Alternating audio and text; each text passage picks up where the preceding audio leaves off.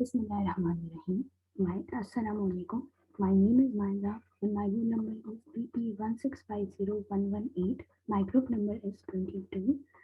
Topic of our presentation is hypertensive crisis, under which I am discussing hypertensive emergencies. Hypertensive crisis. The term hypertensive crisis is defined as severe elevation in the blood pressure, and it is generally considered to be the diastolic pressure, which is more than 120 millimeter of mercury. It is divided into two categories: hypertensive emergencies and hypertensive urgencies. Although the signs and symptoms of these disorders are not specific, but their distinction is usually made on clinical assessment of life-threatening nature of each episode. Hypertensive emergencies. The term hypertensive emergencies describes a clinical situation in which elevated blood pressure is immediately life-threatening, and within a matter of minutes to hours, there is a need to lower the blood pressure to the safe level, not necessarily to the normal level. Hypertensive emergencies are not always the hallmark for rapid and severe blood pressure elevation, but even in certain conditions such as intracranial hemorrhage, eclampsia, left ventricular failure, there is moderate elevations in arterial pressure, and these require immediate treatment as well. Characterization of hypertensive crisis. It is usually characterized by an acute and marked elevation in the arterial pressure, arteriolar spasm in which there is constriction of the arteries and the blood flow is reduced, necrotizing arteriolitis, and secondary organ damage.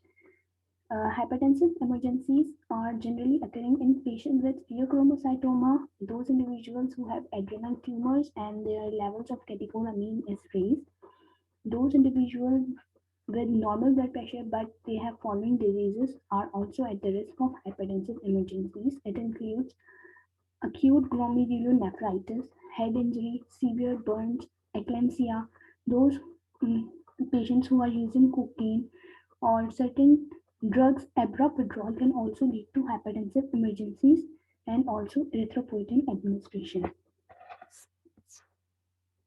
Case study. In this case, a patient is brought to the emergency department and having progressively increasing shortness of breath and substernal chest pain. He is in respiratory distress. He has taken following medications mentioned in this case, but he has stopped these medications 3 weeks ago.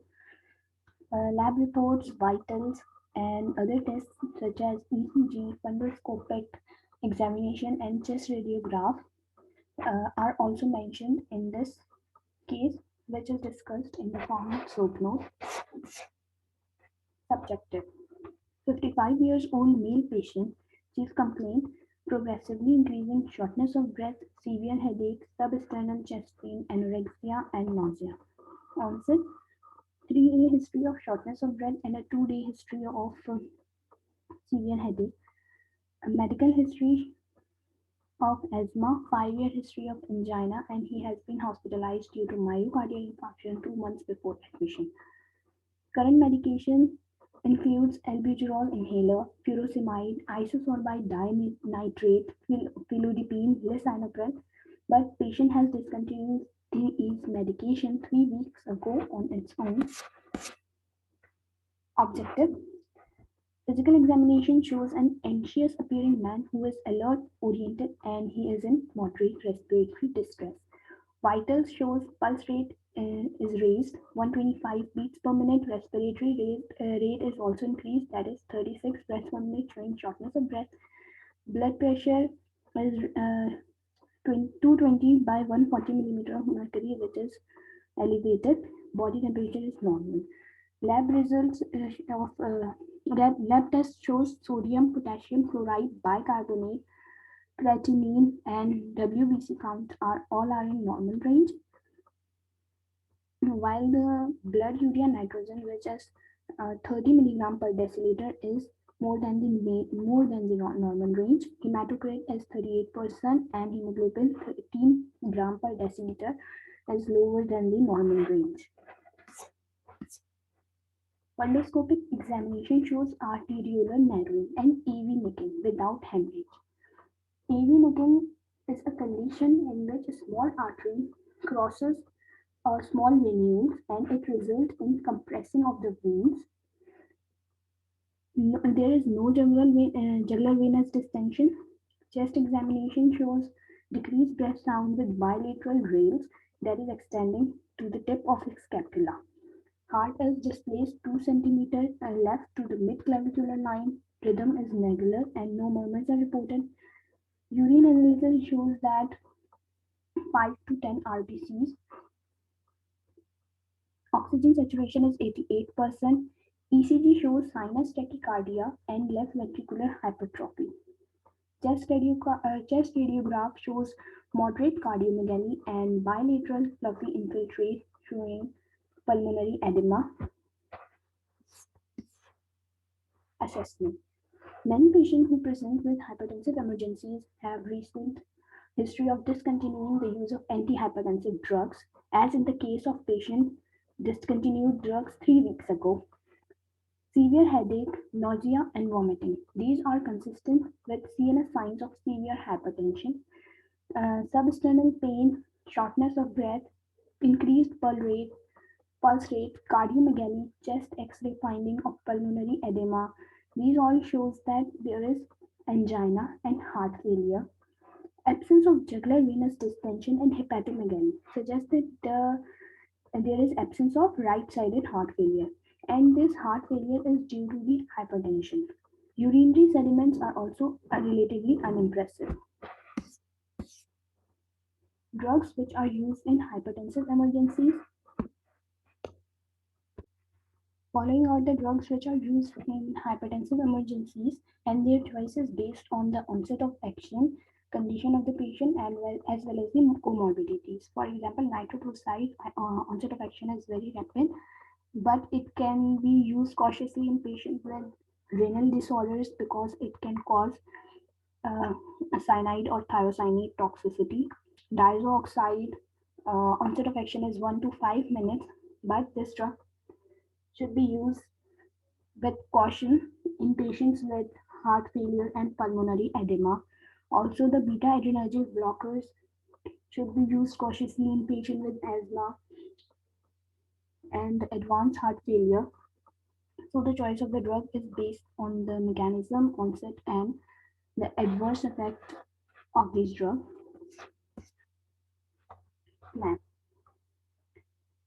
Patient's arterial pressure should be lowered with parenteral medication with rapid onset of action.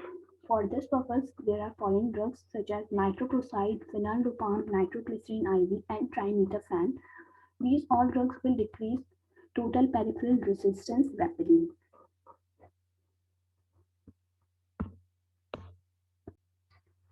Nitroprusside and phenyldopamm are preferred for the patients with hypertension accompanied by acute left ventricular failure and in the absence of myocardial infarctions. Nitroprusside and IV nitroglycerin have same efficacy and are preferred for coronary insufficiency, ischemic heart diseases, and myocardial infarction.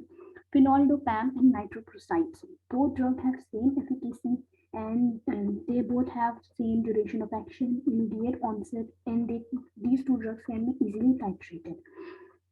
For the case such as in the absence of significant renal or liver disorders, nitroprusside is preferred treatment. For this case, we are using nitroprusside as it will dilate both venous and arterial vessels and thereby it will increasing venous capacitance and it will decrease the preload on heart. It can also improve pulmonary edema by decreasing ventricular filling pressure and afterload of heart is also decreased due to the arterial dilation. For this case, we can also use IV diuretic as the patient is having heart failure and the blood pressure is severely elevated. For this, we can use furosemide or primidone. Venodilation following the IV diuretic administration will decrease the right-sided cardiac filling pressure, increases the cardiac output before diuresis occurs. The point is here that although potent IV diuretics administration is relatively ineffective in acute treatment of hypertension, But in patients with volume overload or heart failure, we can use IV diuretic, as in this case we are using either furosemide or glutamate. Dosing. Nitroprusside dose should be adjusted as it is extremely potent drug and careful monitoring is required. Effective infusion rate for nitroprusside is 0.25 to 10 mcg per kg per minute. For this patient, an infusion rate of 0.25 mcg per kg per minute is started initially, and this dose is increased after every 5 minutes until the desired pressure is achieved. Preparation of infusion. Nitroprusside is available as 50 milligram lyophilized powder, and it is reconstituted with 2 to 3 ml of 5% dextrose in water. And then the contents of the vial are added to 250, 500, and 1000 ml of 5% dextrose water, producing the solution of IV administration, and the concentration of the solution will be 200 or 100 or 50 mcg per ml. Dose of the IV diuretics, that is furosemide, may be 20 or 40 milligram. Goal of the therapy. The arterial pressure should be reduced to near normal levels because he has cerebral occlusal disease, so excessive reduction should be avoided. Initial goal for the therapy is to maintain the diastolic pressure of 100 to 110 millimeter of mercury. If hypotension occurs, we have to stop nitroprusside, and the patient should be placed in Trendelenburg position, where the head is kept lower than the trunk. Toxicity, risk, and management. The nitroprusside can cause cyanide toxicity as well as thiocyanate toxicity. Cyanide toxicity occurs due to the accumulation of free cyanide, which represents the 44% of total nitroprusside. It is related to the size of the dose. Thiocyanate toxicity. Conversion of cyanide to thiocyanate will lead to rise in level of thiocyanate. It causes neurotoxic syndrome, which is manifested by psychosis, confusion, tinnitus, seizures, and coma. Thiocyanate can also suppress thyroid functions. Management of thyroid cyanide toxicity. It can be detected early by monitoring patients' metabolic status. Lactic acidosis is an early indicator of cyanide toxicity. We can use hydroxycobalamin as it binds to the cyanide and forms cyanocobalamin, which is a non-toxic compound and excreted in urine. Careful monitoring of patients' acid-base balance is required. Thiocyanate toxicity measurement. Measurement of thiocyanate toxicity is recommended for patients with renal disease or when nitroprusside is given for a longer period of time. In emergency cases of thiocyanate toxicity, it is removed by hemodialysis. In this case, the risk of thiocyanate toxicity is less as the patient has normal renal function.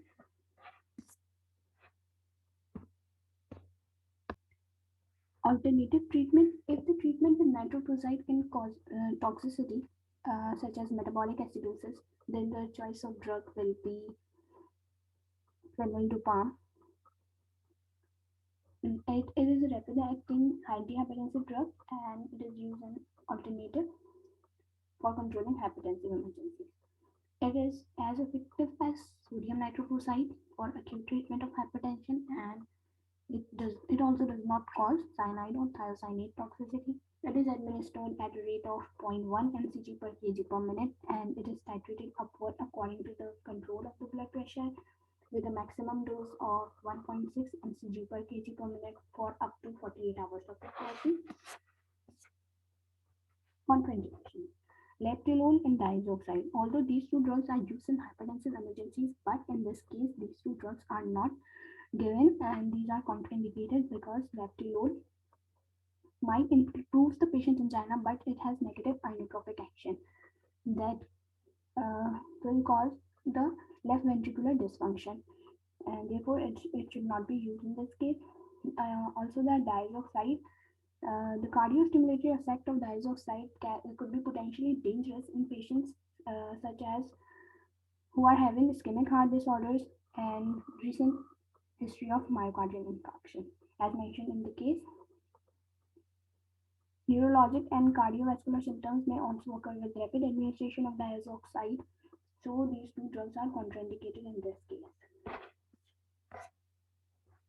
Next, patients that are taking antihypertensive drugs should not discontinue their medication on their own. Hypertensive emergencies will rarely develop in previously non-hypertensive patients. Most commonly, they complicate the accelerated phase of poorly controlled chronic hypertension. Systolic blood pressure controls have been identified as an independent risk factor for the development of hypertensive crisis. For hypertensive crisis, treatment should be started immediately with the rapid-acting drug, and choice of these drugs is based on patient condition. Dose of the drug should be adjusted properly. Careful monitoring of blood pressure is required because uh, to avoid excessive lowering of blood pressure. Signs and symptoms for toxicity should be monitored closely, such as lactic acidosis with the use of nitroglyceride. That's all.